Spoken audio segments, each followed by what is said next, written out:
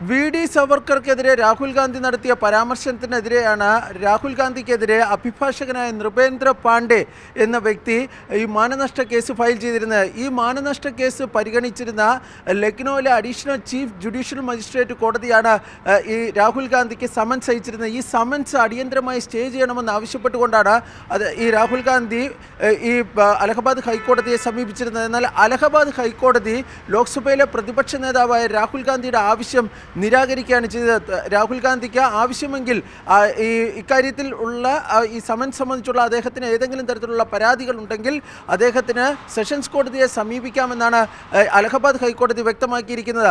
അതുപോലെ തന്നെ 2022 ഇതുമായി ബന്ധപ്പെട്ട് നൽകിയ നൃപേന്ദ്ര പാണ്ഡെ നൽകിയിരുന്ന ഈ പരാതി ആദ്യം കോടതി തള്ളിയിരുന്നു. അതിനെതിരെ അദ്ദേഹം നൽകിയിരുന്ന പുനഃപരിശോധനാ ഹർജി സെഷൻസ് കോടതി അംഗീകരിച്ചിരുന്നു. അതിനെയും രാഹുൽ ഗാന്ധി ഈ അലഹബാദ് ഹൈക്കോടതി നൽകിയിരുന്ന ഹർജിയിൽ ചോദ്യം ചെയ്തിരുന്നു. പക്ഷേ ആ ആവശ്യവും അംഗീകരിക്കുവാൻ വേണ്ടി അലഹബാദ് ഹൈക്കോടതി തയ്യാറായില്ല.